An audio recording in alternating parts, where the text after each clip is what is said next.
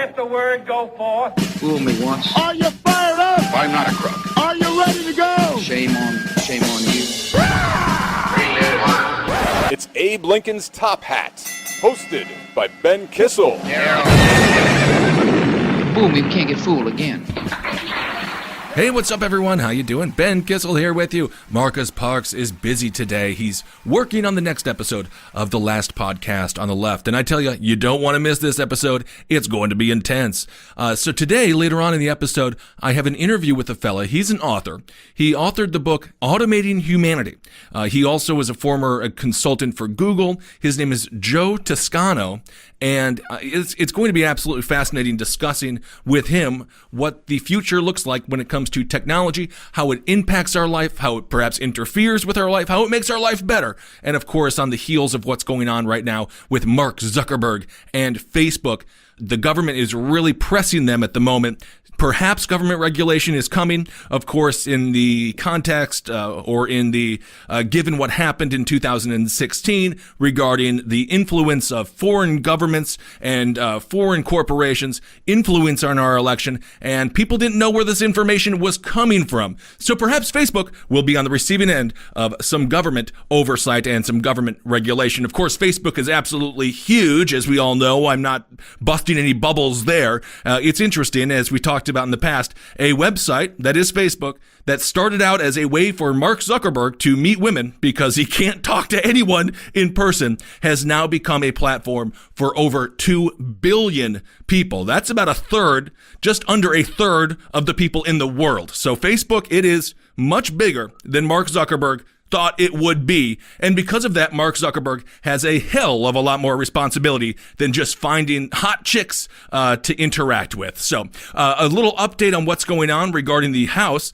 It seems like right now the Democrats have picked up another series of seats. They're at about 233 seats right now, with that number looking to climb. And the Republicans are at 198. There's still about 4 seats to be determined. And as we saw in the Senate, McSally is officially conceded. Sinema has won in Arizona. So that's another big win for the Democrats. 45-51 right now, with 2 independents who caucus with the Democrats. So that's basically 47-51 and 2 to be determined. So, hey, it might just end up 51-49 after all. But again, what's going on in Florida, who knows what's going to happen? That's an uphill battle, to say the least. Of course, DeSantis going against Gillum in the governor race. That deadline was this week. It was Thursday of this week. That's when they were supposed to have the recount finished. Believe it or not, there was an issue with recounts in Florida. I know. It's absolutely stunning to hear. And then, of course, we have Nelson going against Scott. So who knows if the Democrats will be able to win that recount battle. But even if they don't,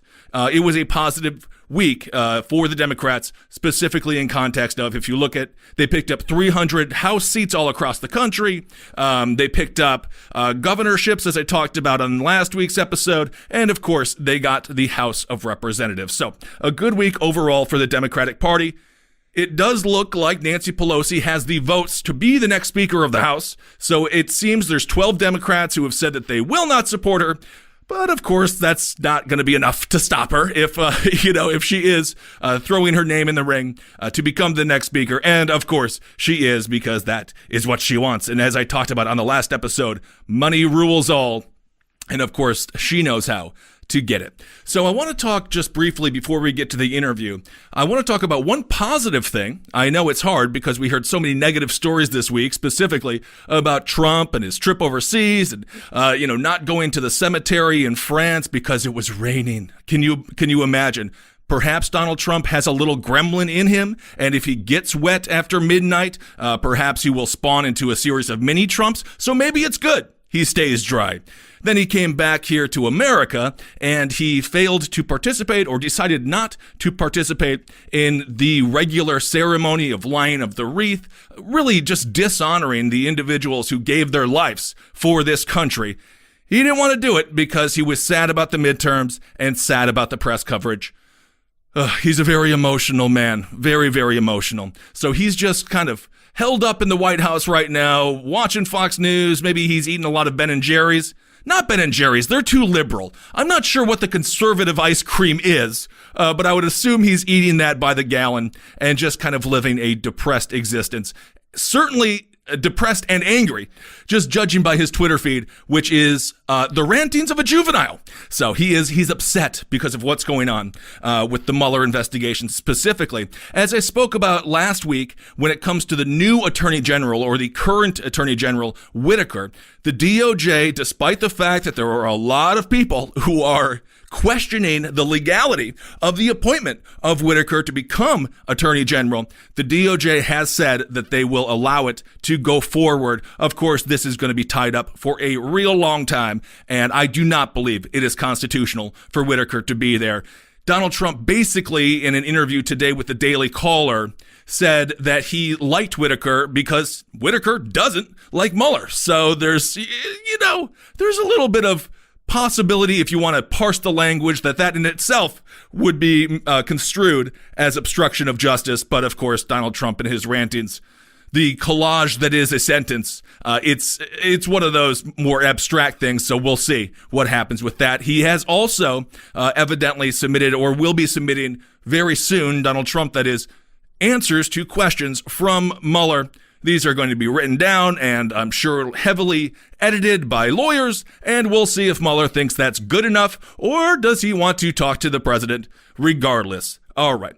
I want to talk about one story that really I'm going to say it got me going. This tragedy last week at Thousand Oaks, where a gunman massacred 12 individuals while they were just trying to have a nice evening out at a country bar, drinking some suds and having good conversation, has been politicized by Donald Trump and by the N.R.A. This was one of the most outlandish stories of the week. So following last week's mass shooting in a California bar, again, that killed 12 people, scores of doctors, numerous doctors, again, people on the front lines of gun violence. When we talk about gun violence, we need to talk about doctors' opinions much more than we do in this country, because they see the devastation, they see the wounds, they see the lives lost, they have to talk to the parents of the victims, they are on the front lines of the battle when it comes to America's gun violence epidemic. And make no mistakes, it's definitely an epidemic. So scores of doctors and other medical professionals have spoken out about the epidemic of American gun violence, describing it as a public health crisis. I don't think there's any other way that you can look at it. We got an opioid epidemic, absolutely, and we have a gun violence epidemic. There's just no other way to look at it. Now, evidently, the N.R.A., the National Rifle Association, the association that gave over $30 million to Republicans, a lot of that money funneled from the Russians, by the way, tweeted a response to doctors and medical professionals commenting on, again, the epidemic of gun violence. This is what they said. This is what the N.R.A. tweeted in response to the doctors. They said, someone should tell self-important anti-gun doctors to stay in their lane. It goes on to say, the medical community seems to have consulted no one but themselves. Yeah. Who do you want them to consult? A series of janitors or a bus driver? Myself, perhaps. They are doctors. That is what the medical community, that is who you would consult. The same way that scientists tend to consult scientists, the same way that mathematicians, they tend to consult mathematicians, the same way that swimmers tend to consult other swimmers when it comes to figuring out what form might be best to increase their speed. So the N.R.A. had the audacity to tell doctors, individuals who are bombarded with bodies on a regular basis, 12, 15, 20. You look at what happened in Las Vegas, 58, 200 people injured in that, by the way. Where do those people go? They go to the hospital. And who sees them in the hospital? Doctors. The audacity of the N.R.A. to tell doctors to stay in their lane when it comes to gun violence. You can't even make this stuff up. Every day I look at the news and I'm like, is not the Onion. I just have to remember hashtag not the Onion, because these headlines that you read seem like they were straight out of a satirical newspaper from the 1990s. So that story this interaction just bothered me to no end, because that's how stuck up, pompous, arrogant, and quite frankly, for lack of a better verbiage, up their own ass the N.R.A. is. And they don't represent, by the way, again, I'm not demeaning all gun owners out there. I would love to have a gun. You can't really have one in New York. But the N.R.A. is only 4 million people. The N.R.A. does not even make up the vast, vast majority of gun owners in this country. And the way that they pretend that they are the only message that matters when it comes to gun rights, gun laws, proliferation of arms in this country, is absolutely offensive to the rational, reasonable gun owners in this country. That's why we have over 90% of gun owners who approve of background checks, banning the bump stock, a series of rational things that might help save lives, which is the only purpose of the government. Keep us safe and don't do things that actively hurt us. And inaction is also action. So their lack of action when it comes to reasonable gun control, and I don't even like the word, just reasonable gun policy, is in fact inaction that is helping, or at the very least not deterring the amount of loss that we're seeing on a regular basis, the loss of life, of course. And I also want to point out, this is one of the ultimate ironies about the fetishization of guns. And this is the one thing with the N.R.A. I think it's offensive to, let's just say the gun has a personality. The N.R.A. telling you that you can do anything you want with a gun. Guns are just fun to have around the house. I was just watching a video, and it was kind of cool, to be honest, where this guy shot through a tree because he saw somebody do it in the video game Halo or Fallout. I think it might have been Fallout. And he's like, let's see if we can do it. And they're used as toys. When I was growing up, we were taught to respect guns because of their power, because of what they can do. The fact that they can end a life means that we are supposed to treat them with a level of respect. And that, of course, looks like locking them in a safe, not having them armed, not having them just hanging out on the kitchen table, not being stupid. But what's happening now regarding the N.R.A., this is a flagrant flouting of the responsibility of gun ownership. Responsible gun owners know how to handle the gun, and when it comes to the N.R.A. just fetishizing these things like, hey, have you thought about opening up a can of beer with a gun? Here's a video on how to do it. That stuff to me is offensive, and I think that's a irony of all of this gun love that we see from the N.R.A. And make no bones about it, the N.R.A. is a lobbying group. The N.R.A. is simply there for profit. They don't give a crap about any of the victims that have been shot and killed. And again, that's just the N.R.A., which is a political movement, not even about gun rights. It's even bigger than that. It's their own political ideology, and they know what politicians to get elected, and there's a lot that goes into it. Rational gun owners, the millions and millions of gun owners in this country who are reasonable, agree that the N.R.A. is completely out of line to tell doctors to stay in their lane regarding gun violence. Okay, now on to a story that's actually good. And you know me, I'm always fair. This is a good thing, and I don't care what administration, I don't care if it's supported by Republicans or Democrats. When it comes to prison reform, we desperately need it. Right now, our recidivism rates in this country, after 3 years, around 60% go back to prison. After 6 years, around 70%. And then after 9 years, around 80% of people currently incarcerated will be right back behind bars. And of course, that is because they don't get any education. They get no skills training. They're thrown out to the curb when they do end up getting out with really extremely little when it comes to help, when it comes to assistance, when it comes to finding a home. They have no money. Oftentimes when you're behind bars, you lose contact with your family, so you are thrown out into a world. And if you have been in prison for a length of time, such as 10 years or 20 years, you might as well be an alien coming to Earth, because technology has changed so much, the society has changed so much, and just think about that. Just getting out of prison, and then all of a sudden you see a smartphone for the first time. It's gotta be simply mind-blowing, because when you went into prison in, let's say, 1998, maybe you had a Nokia. I don't even think you probably didn't even have an email address yet. So things are definitely different now than they were. So people need a lot of help. So the name of this act is the First Step Act. Now, what this would do is, this is just it in a nutshell. You can go read the article in the New York Times.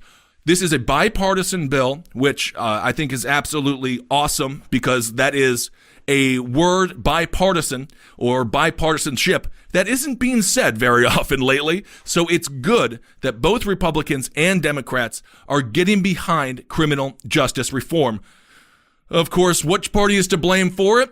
Hey, both of them. You look at what happened in the 80s with the war on drugs, with shutting down of all the mental institutions. My God, what happened there was horrendous. And then let's fast forward to the early 90s, 1992, 1993, 3 strikes and you're out under Bill Clinton. The mandatory sentencing. It goes on and on, both sides complicit in the over-incarceration of American citizens. So the first thing that the First Step Act will do, federal judges would have more discretion to bypass mandatory minimums and lighten drug sentences. This is a big deal, lighten drug sentences. And of course, there is a large swath of people currently behind bars in there for non-violent drug offenses.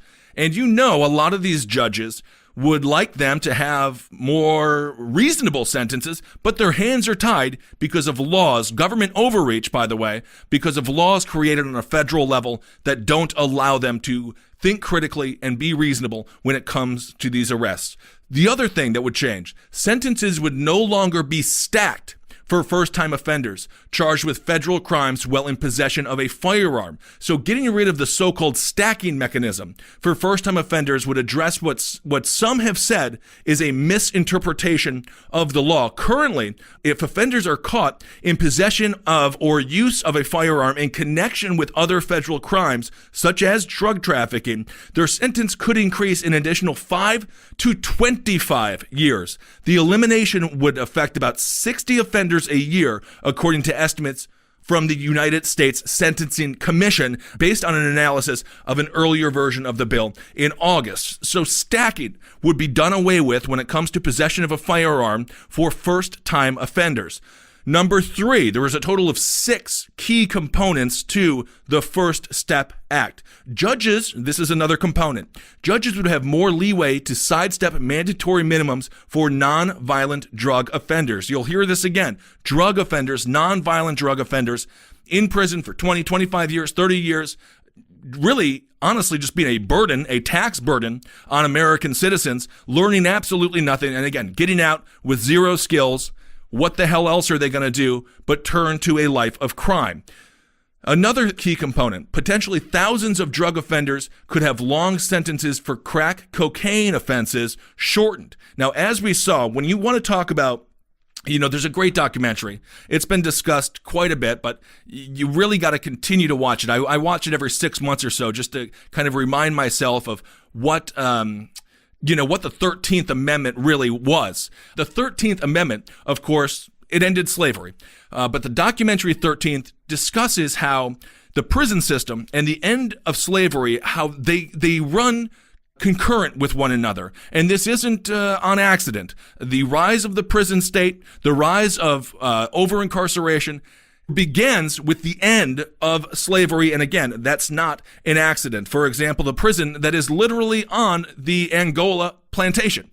These things are not on accident. So 13th, check out that documentary. And we talk about crack cocaine offenses. Of course, in the 1980s, during this so-called war on drugs, which is really a war on the poor. And I'm not, that's just a fact. That's just a fact, because the war on people in Wall Street, we're doing a hell of a lot better drugs and a hell of a lot more drugs than a person in Detroit. But of course, the war on drugs didn't target them whatsoever. It was urban areas, it was poor areas, and mostly people of color. So when it comes to crack cocaine, it was 5 times more criminalized, more punished than powder cocaine. I wonder why. What's the difference between crack cocaine and cocaine? Perhaps it's the clientele. So this, I think, is absolutely wonderful. If we can potentially thousands of drug offenders could have long sentences for crack cocaine offenses shortened, because that's what we have to do as well. This is going to affect people immediately here who aren't in prison right now, but we also have to retroactively go in there and see who is in prison for far too long, perhaps a life sentence. If it's a 3 strikes and you're out for a gram of cocaine or a gram of crack cocaine, there is a lot of work to do on this.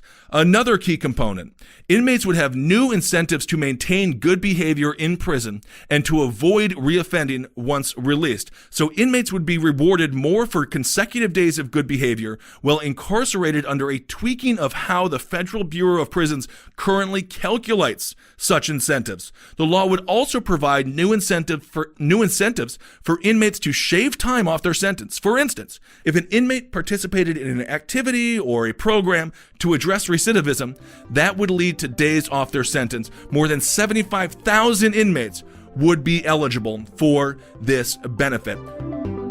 Hey guys, Ben Kissel here to remind you that the holidays are just around the corner.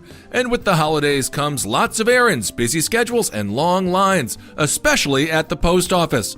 That's why we use Stamps.com. During the hectic holiday season, it saves us time and money. Stamps.com brings all the services of the U.S. Post Office right to your doorstep.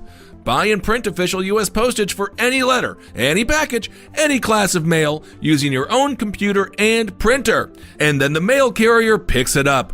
No trips to the post office required. It couldn't be easier. Print postage anytime, any day. Stamps.com is always open. Stamps.com not only saves you time, it saves you money. Stamps.com helps you print the right amount of postage every time. Never overpay again. And with Stamps.com, you get discounts on postage you can't even get at the post office. With all the time and money you'll save, Stamps.com is easily the best gift you can give yourself this holiday season. I use Stamps.com because getting our merch and packages out quickly and easy is a no-brainer. The less time we spend worrying about getting our mailing done, the more time we have to bring you the shows you love. And right now, you too can enjoy the Stamps.com service with a special offer that includes a 4-week trial plus postage and a digital scale without long-term commitments. Go to Stamps.com, click on the microphone at the top of the homepage, and type in Top Hat. That's Stamps.com, enter Top Hat. Another key component here, and this is the final one, pregnant women in federal custody would no longer be shackled. And that's just a human rights thing. Of course, for years, human rights advocates have argued for better treatment and care of pregnant women while they are incarcerated. There's been numerous examples of this. They were in labor as their legs were shackled. I mean, my God, that is just disgusting to think about. A woman giving birth in shackles, and then, just what's the psychological damage? I know the baby doesn't know. It's just coming into this earth, coming into this world. But my God, that is just horrible on every level. What is a pregnant woman going to do if she's giving birth? Does she need to be shackled? Is she running away anytime soon? It's not even possible. I mean, my God. So under the new law, corrections officers could no longer restrain pregnant inmates with shackles. So that, again, this is a good piece of legislation. It's the First Step Act. So look into it. Hopefully Mitch McConnell, hopefully he can push this through. And, again, I don't care what administration does it. We need prison reform, and I agree with every one of the 6 components in the First Step Act. So it seems like we're making some progress, which is a strange word to associate with Republicans and Donald Trump. But we are making some progress when it comes to criminal justice reform. And of course, Democrats, I applaud them as well for not playing politics with this and not just, they talk about how all they do is obstruct and interfere. We got to get this passed. And everyone should take credit for it. I don't give a crap. This is about human lives and about getting this country to what this country was supposed to be, which is the land of the free. I saw that somewhere. So anyway, all right, ladies and gentlemen, now I'm going to interview this guy, Joe Toscano. Now, he is the author of Automating Humanity. So we're going to talk about Facebook. We're going to talk about the Google. And I'm just quite interested to hear what he has to say. All right, joining me now, he is a former Google consultant and author of Automating Humanity. I tell you, you got to get this book. Joe Toscano is with us. Thank you so much for being on the show, Joe. Yeah, thanks for having me, man. I'm excited to talk to you. All right. Well, I'm excited to talk to you. So in your book, obviously, we've seen what's going on right now with Facebook. There's been a lot of added scrutiny to Facebook. Of course, a platform, as I talked about earlier in this episode, that was initially designed so Mark Zuckerberg could meet women, and now there's over 2 billion people on it. And, of course, its impact on society cannot be understated. And then we also have what's going on, and I don't really want to go too much in the weeds on WikiLeaks, but we have what's going on now regarding Roger Stone and Jerome Corsi, one of Roger Stone's little minions, and of course their interactions with WikiLeaks in 2015 and 2016 leading up to the election. When it comes to your book, what are the 4 main components that you want to address regarding this brand new world that we find ourselves living in? So the whole point of the book, right, as a consultant, I was overseeing Google's product ecosystem, helping them strategically market the products, make sure they're ready for standards when they come out to the market, things like that. So I saw a lot of different things. I also had to know what was going on in the competition to keep them on top. Right. So why I wrote this book was, I think there's a lot of great things happening out there, but I also just think there's a lot of things that need to be thought through better, as we're now seeing coming out for the past 6 to 8 months, like on fire. So there's 4 parts to the book. The first is, what the fuck is happening? Right. Because there's so much information out there, but a lot of it's either like super technical and not accessible, or it's just spread across the internet into different pieces, and you have to put the mosaic together. Joe, as an interviewer, I got to ask the question, what the fuck is happening? There's a lot happening, right? Some of the biggest issues I like to talk about, I think is most important to people's lives. One comes into like addictive technologies, right? The impact that we're having on society, both mentally and physically. We are not paying a fiscal cost anymore. We're definitely paying a cost, right? And those are things that are hard to understand if you don't have visualizations, you don't know the intentions or the business model. Another part is the manipulation of news media, information, disinformation. Can we just stay on that point for a second, Joe? When you talk about addiction, because, that's what I had to get off of Twitter for all intents and purposes, because I found myself staying up until 6 o'clock in the morning, neurotic, being compulsive when it comes to checking it. Is there a specific algorithm that these platforms use to continue to give us the pellet? Like we're the little mouse in the lab. Is there a specific algorithm that they use? And if so, is it possible for them to tweak it so it's not so addictive? Sure. Is there a specific algorithm? Maybe not specific to you, but I mean, operant conditioning, right? Basics of psychology. You give somebody a reward for doing a certain behavior that they enjoy, they're going to probably continue doing that thing. And they've really hit that on the head hard, and it's just driving something at a mass scale now. Can they pull it back? Absolutely, they can pull it back. If they can build it, they can unbuild it. But there's no financial incentive to do that at this point in history. I think that's a problem, right? We have to address. So that's something I definitely talk about in the book, where there's also a value to free content, right? We have seen more progress in the last 30 years than we've seen in almost all of humanity, right? But we're also seeing more damage as well than we've ever seen before.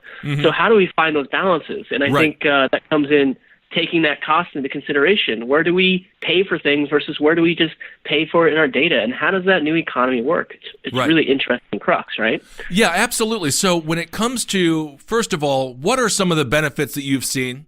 And second of all, what's the largest benefit and what's the largest downside to this modern world that we live in, specifically in regards to social media and the collection of our data, which is really who we are as people. That's when we say data, it is who you are, the data.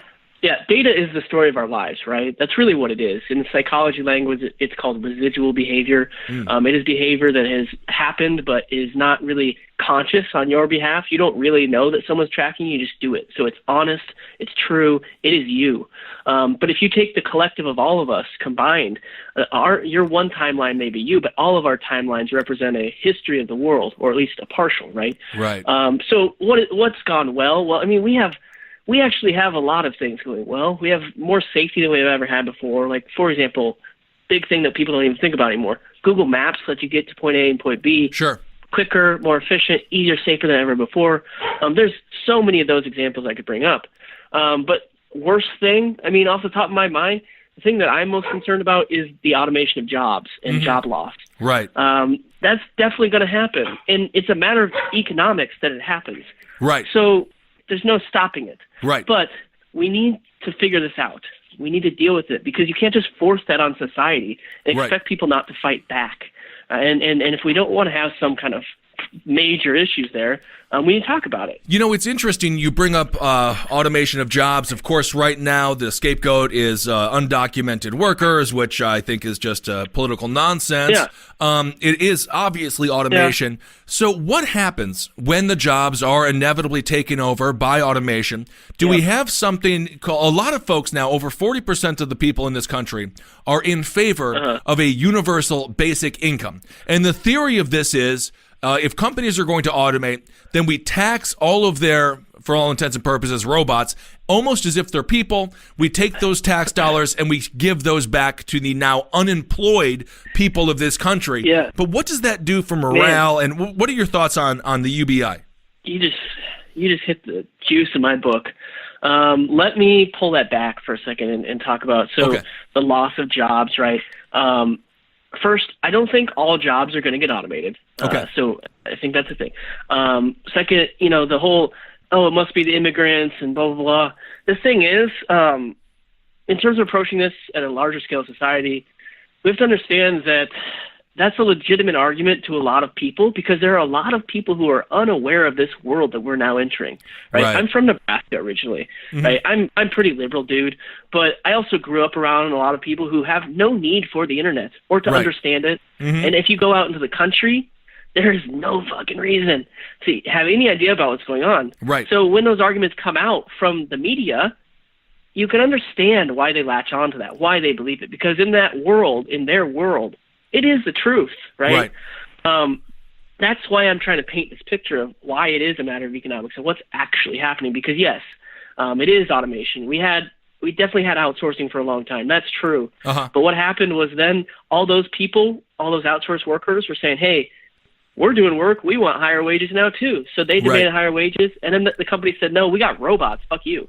Everyone's cut out. Now, in terms of a UBI, I'll start off high level. I personally don't want a UBI. I don't know that that's the best solution. And I think a lot of people probably don't. Yeah. Right? If you think about what's happening in job loss, it's more than just a job for some people. Right? I think that's a very Silicon Valley mindset of, I'm just here for the paycheck. Right. Maybe it's not Silicon Valley. Maybe it's a corporate mindset even. Yeah, it is. Yeah.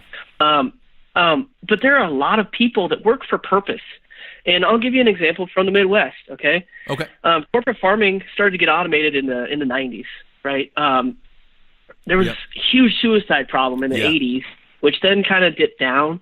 But due to this corporate automation wiping farmers out and just the wrath that it's been having on the industry, what we've seen recently is that the suicide rate in farmers in the Midwest is more than 50% increase from what it was at the peak in the 80s. It's devastating. And of course, I mean, if we look at someone's purpose, right. I mean, if you look at the 1900s, early 1900s, it was roughly 94% of the jobs were in agriculture, farming, those kinds of things. And now we've cut that down to 3%. So, but what happens then? So I understand, because I completely agree, working for a purpose. I would say that, and you're right, the vast majority of Americans, or not the vast, but the majority of Americans are against a UBI, I think, for that exact reason. Is it possible, though, if automation does end up happening, which, I mean, it's happening, that a UBI could allow people then, it's hard because, of course, there's always strings attached when you take money from the government, and we see on a regular basis politicians threatening government shutdowns for this and the other thing, and then, you got to trust they're going to do the right thing. Exactly. Trust the government to do the right thing. It's not exactly a bet that I'm willing to make. But is it possible that then those individuals could have capital to participate in more small businesses, like maybe an Etsy, or, I mean, hell, even what we do with the podcast? I suppose that could be a counter argument that stimulus to a population that is not working might incentivize small business growth. Yeah, there's definitely that argument. And there are places that are doing tests on it. The Y Combinator out in Oakland. There's who is it? Finland is doing something. Italy was trying something. Right. We're running experiments right now. Right. So my claim on that is a little bit different. Okay. Maybe you can call me a capitalist, whatever you want to say. Oh, that's fine. Nothing wrong with that. I think, yeah, I mean, I think it, again, I think people do like to work if they like the work. And I don't think that they should be forced out of that. So something that I'm proposing in the book in order to kind of help slow the process of this is tax of data collection and processing. So not just a UBI, right? So one of the biggest issues of tech, we have all these huge companies that are just elusive. All they need is a Wi-Fi connection to operate. Right? They're having these regulations where they're like, yeah, we have a lot of talent in the States, but we could operate cheaper if we're in Dublin. So let's just be there. Let's avoid all these taxes. Or like Amazon, let's move into an economy and get all the tax breaks we can and then fuck their workers. Oh, my right? God. Yeah, I want to talk to you just please finish your thought, but I do want to talk to you about Amazon coming to New York because I am devastated by it. But continue your thought. Yeah. So the thing is, right, if you create a data collection processing tax, now this isn't going to be an easy thing. This is going to take some time and a lot of thought beyond just me coming out of my mouth, right? But it could be something where with automation, what is doing the work? Okay, with robots, it's kind of easy. You can see they're doing the labor of physical workers. So you can tax that. It's still going to be a different argument because robots can work 4 times the amount of work each year. But when you get into software automation, what the fuck is doing the work? It's just a code base, and it's infinitely scalable. It works forever. Right? How do you tax that? That's where data collection processing, I think, comes in, right? Okay. Because who's training those systems? It's all the people. It's all of us. Every time we interact, every time we feed it data, we are doing work for the companies.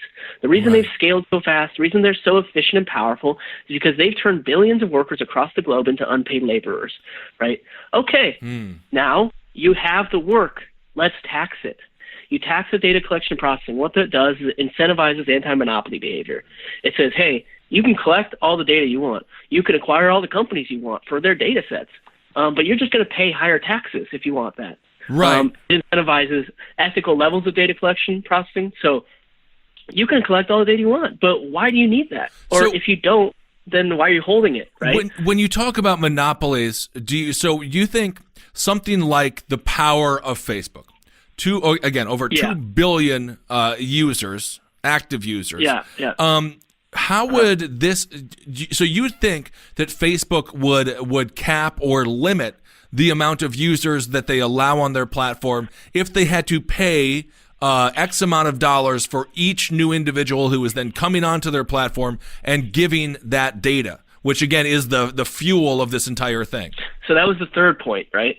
That I hadn't got to, but if you tax data collection processing, you're going to force these companies to figure out a legitimate revenue model that is not just attention-based or investment dollar-based, right? Because you have huge corporations that are running on negative, right, in their bank account. They're actually not making money for years or decades. Can you tell me about this? Right? Because I do not understand this. Like, let's just take Netflix, for example. It's my understanding that they're billions of dollars in debt. It's my understanding that Amazon doesn't turn a profit. How the hell, just in my brain of just someone who grew up middle class with a truck driver dad, stay-at-home mom, I just always remember tax day was really difficult, and I remember them being like, well, now we have a surplus of $3,000 we can spend, which wasn't a lot for a family of 5 after, all bills are paid and whatnot. How the hell are these companies able to constantly run deficits and build a new frickin' factory, for example, like Amazon is doing here in New York? I don't get it. Yeah, so you want to know why?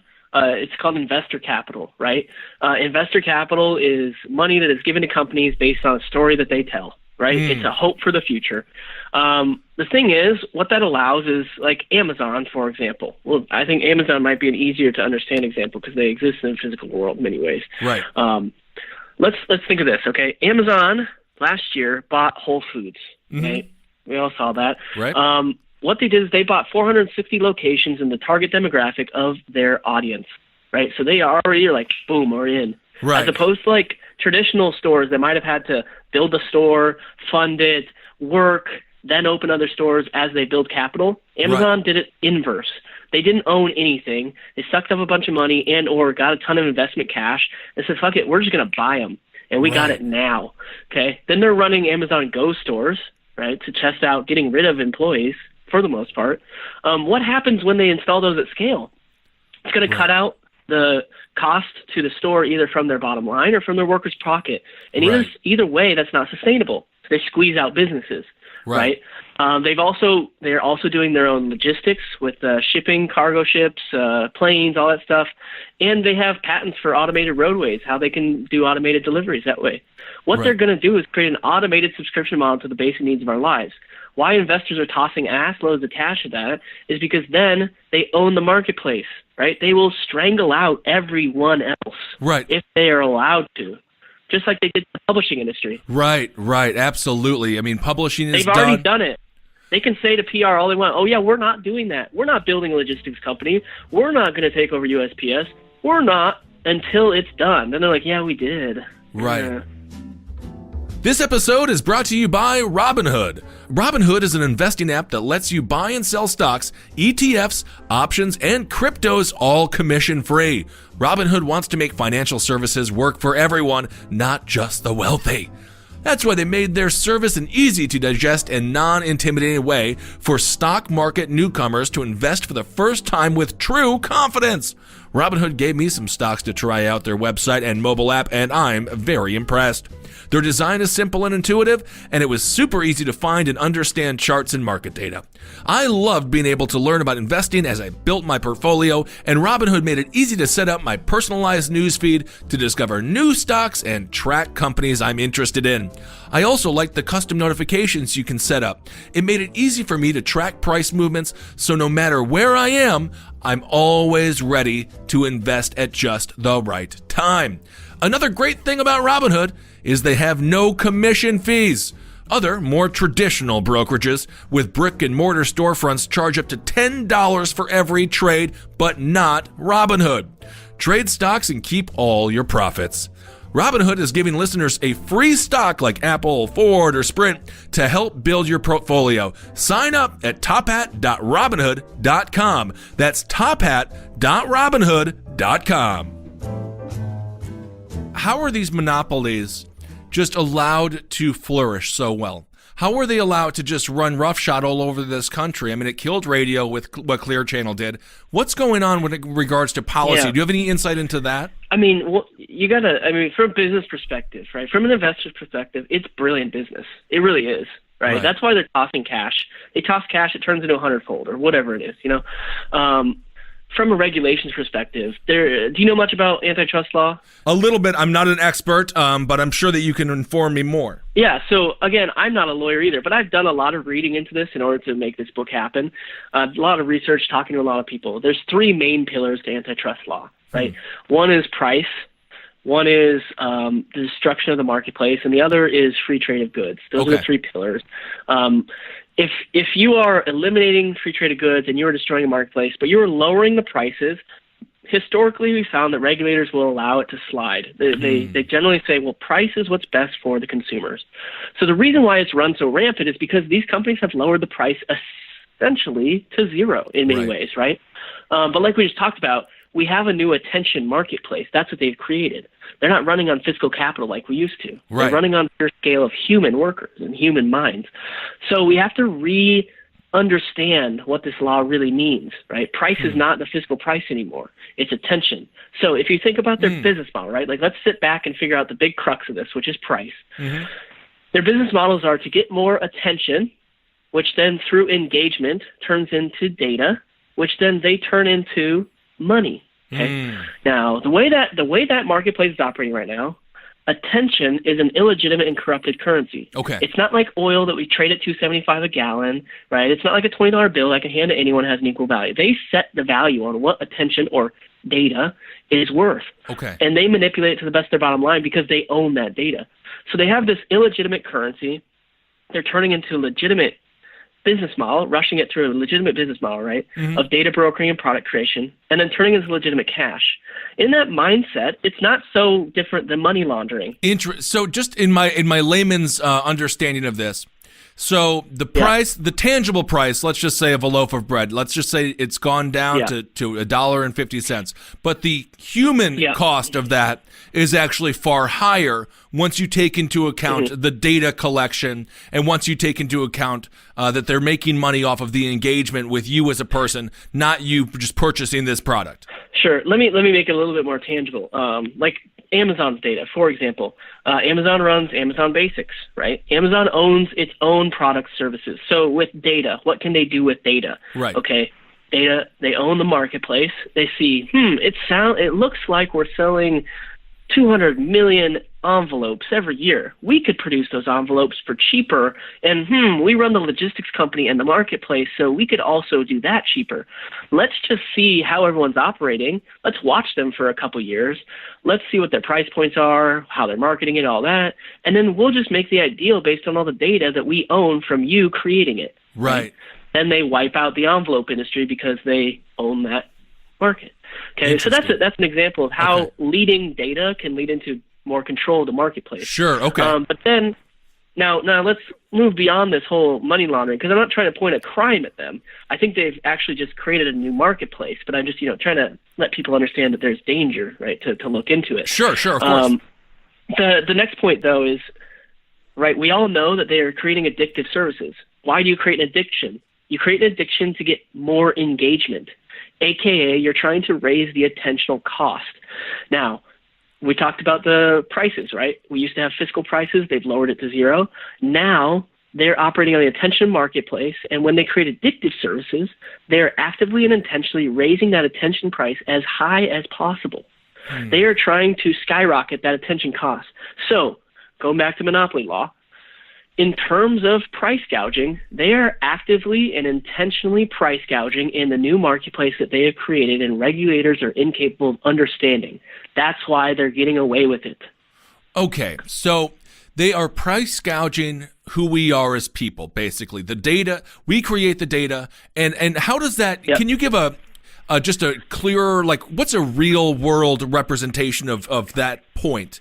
Just so we can try. That impact, that price? Yeah, like that price, because you think about price, you think about a sticker on a package and $9.99 or something like that. Can you just explain that a little bit? Because it's just such I mean, I understand to some degree why the government is, it's abstract, and I understand the government's a clunky Titanic, and now all of a sudden they're just being hit with these speedboats, just passing them left and right, and they don't know what the hell to do.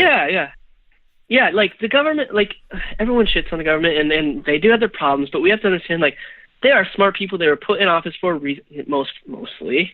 Sometimes not, but yeah. And okay, we're just going to, what is a blanket statement for years?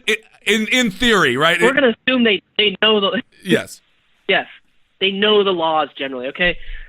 Yes, exactly. They're moving faster than ever before. It is a new world. They know the old world, and we need regulators for the new world. What are some of the impacts? Yeah. So three pillars here, right? What price are we paying? 3 pillars I list is physical deformities. We're starting to see postural deformities in people, not just, right? It's called Dowager's hump, and it used to be found only in old women with osteoporosis. Now it's being found in children. Children, like commonly. What that is because you spend your time bent over looking at a device, your body sends calcium to that area to try to reduce the inflammation. If you don't change anything, it calcifies the area, and you forever have a hump on your neck and you're bent over. We're literally seeing postural deformities. That reminds me of, I think it's more of a joke shirt, but it's like the evolution of man, and then we have man finally standing, and then the final piece is man hunched over a computer. It's not a joke. It's real now. Okay. Science is backing that. You're seeing sleep disorders, right? Sleep disorders in the sense where when you're staring at your device, whether that's your phone, your computer, your TV, whatever, you're getting blue light emitted to you, which is then reducing your melatonin release in your body. So it's throwing off your circadian rhythm and not allowing you to sleep. And so what's going on there is that people are having sleep disorders. Right. We've seen sleep disorders increase like crazy. They weren't even a problem with the Mayo Clinic for a long time. Then in 2015, they became the number 2 issue. Wow. That's insane. Yeah. Okay. Third point, you're seeing incredible increases in loss of purpose, loneliness, depression, detachment, all these things. Right? Science bases all these things. And when you combine that right? You have these people who are postulally, they're in pain, quite literally. That causes pain, right? Right. They are losing sleep, which is linked to a lot of different mental disorders. Sure. They are having increased depression, all these other mental disorders. You combine that, you have a society of people who is mentally ill and in physical pain. There's no wonder why we're so upset. Interesting. So isn't that one of the ultimate ironies of social media, is that it has made people feel less connected than ever before? Right. Yeah. We're in our devices so much that we don't pay attention to the world around us. Right. And I think with technology, there is an opportunity to get away from that, right? There's actually great ways that we can get people away from screens, but there's no fiscal reason to do that right now. Right. So they're not going to budge. That's the problem, right? Well, what would be, so Joe, and again, the name of Joe's book, Automating Humanity, I highly recommend you go out and buy this. I mean, this is just fascinating. So let's just sort of pivot a little bit, because it sounds kind of dire, a little bit sad in many ways. How is there a way, because of course in this capitalist society, this late stage capitalism that we're in, when I say I'm a capitalist, I am, but I also believe in rational responsibility, and we have to put people first. What is a way to structure this so that these businesses can continue to turn profit, but they don't put our health at risk? Sure. Well, I think one of the biggest is going to be driving consumer demand, right? That's what I'm really trying to do here. I'm not out to make tons of money off this book. That is not my goal. You don't make money off making books anymore. Yeah. I'm trying to help people understand the inside, in a declassified way, to say, hey, here's what you're upset. Here's the words you need to use to demand more of these companies, right?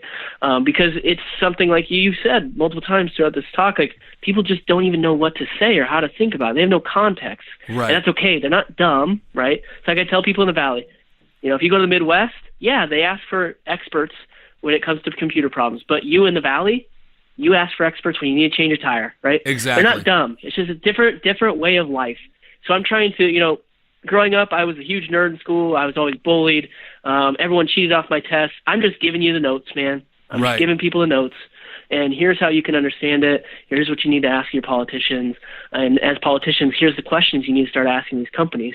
Right? I'm not pointing at any crimes directly, but well, first of all, I want to say thank you as someone who cheated regularly in school off my friend Charlie, who was much smarter than me. Thank you for what you do. I'm sure you helped a lot of people get through high school and middle school and probably college as well. What question? What is a one question or a series of questions? What question should these politicians be asking? As you watch this, what's going on with Zuckerberg talking to Congress, all this stuff, what questions did you not hear where you're totally missing the mark? Ask this question. Yeah. So there's a lot, but I'm going to give you one that I think is going to just kind of blow mind in a small sense that gets really overwhelming. Okay, so when you make a call on Facebook Messenger right now and you hang up, it gives you a feedback rating system. It says, can you give us feedback on how the call was? And it's 5 stars, right? The options are poor, fair, good, very good, or excellent. Okay. And just stating that, do you see the problem there at all? No, I don't. Okay. So, and most people don't. I even put it up on screen. I lay it out, and people are like, oh, all the stars look the same. We're like, there's only 5 options. Right. No. The problem is it goes poor, fair, good, very good, and then excellent. Right. There are 4 options that are not bad. Right. Right. So okay. What they're doing in asking a question that way is they're skewing the data to their business's interest, right? If Zuckerberg had to go to Congress and Congress says, hey, do people like the Messenger experience? Zuckerberg could legally and honestly say at least 80% of people think it's fair or better. Right. Now, that's a problem. This is something I can't talk about publicly, right? But the thing is, if that is a public-facing question, we need to begin to ask what questions were asked internally that led to that getting released publicly. Right. Yeah. That's absolutely fascinating. So the data, like when Zuckerberg, as you just mentioned, talks about this stuff, it's not that he's lying. It's that the entire sample, all of the data it's just framed in a way. Yeah, it can be skewed. Could be skewed.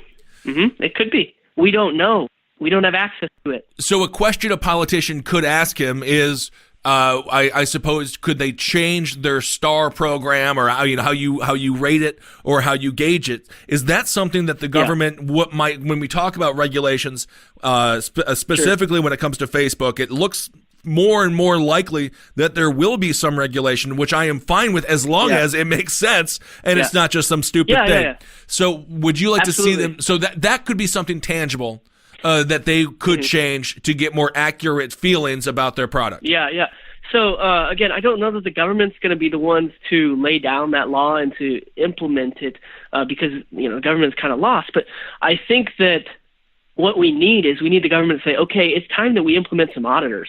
We find some people who are technical enough to understand these systems and to go in and search them out and give the public a thumbs up. That's what I'm trying to do with designgood.tech, my nonprofit, right, to complement to the book with real-time information and solutions. Long term, I'm trying to hopefully turn this into a design auditing organization.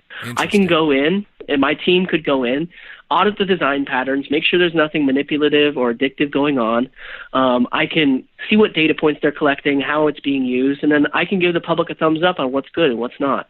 Right. And also what I'm trying to do with it is create some social responsibility. So what I would do, what I'm working with or trying to work with, is I could go to these companies after I do this audit. I can create a plan with them to say, hey, understandable, you're in a crux right now. You need to fix it. It's not going to happen immediately, but let's set a 2, 3, 5-year plan, whatever that is, and then let me post publicly what I can post so the public can see, okay, these are the issues that Facebook agreed are wrong, right, or whoever the company is, right?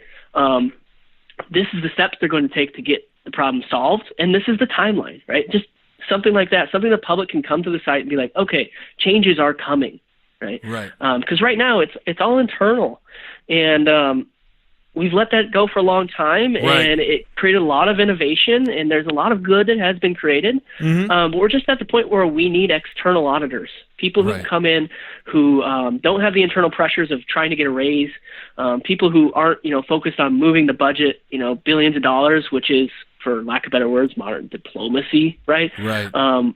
We need independent people that know the shit enough to speak up and to help the public, help the government, help us all out. Right.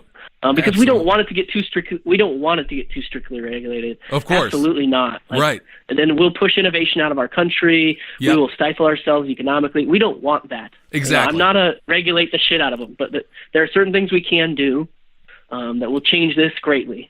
Awesome, man. Yeah. Well, thank you so much for being on the show, Joe. I mean, I have a lot more. Yeah. We could talk further, but perhaps we should just have you back on a little bit later to talk about what's going on. We should just follow this Facebook situation and what's happening, with Twitter and all this stuff. I mean, it's just total madness. Absolutely. Yeah, and I'm getting so much stuff right now because the book's launching, all this stuff's happening, so I need to take some time to catch up on the news, the more immediate news, because the book just launched last week. So awesome. That's really exciting. But, yeah, I would love to come back on and we can do more recent updates and get more into the weeds of things. And, man, keep me in touch and let me know. Absolutely. That is Joe Toscano, author of Automating Humanity. Go out there and get this book. I mean, it's strange, when we think about like the movie The Matrix and we think about how it's like everyone was just feeding off, their energy was feeding off of tangible babies in utero. But I mean, in reality, it's kind of like that. We're not obviously in utero, but it does seem like we're all just sort of feeding this massive beast. We're the batteries. Yeah. Right now it feels bad. It's not as bad as we make it out to be. It is bad, but the reason I'm doing it is I think we have plenty of hope, and I think there is positive to come out of this. Awesome. We just need to start moving, Yes, So, absolutely. yeah. It's a whole new world. Let's do it. All right, Joe Toscano, thank you so much for being on the show, brother. Yeah, thanks for having me. All right, there it was, Joe Toscano. I mean, the guy is very smart. So I hope you enjoyed the interview. Automated Humanity is the name of his book. Go out there and get it. Help out these authors who are trying to, spread information and not just a bunch of nonsense. Really interesting stuff. Thank you all so much for listening to today's episode. You can find me on Instagram at Ben Kissel1. My DMs are open. DM me your thoughts. Again, I don't really use Twitter anymore. It's nonsensical. All right, everyone. Thank you for listening. Hail yourselves. We'll talk to you soon.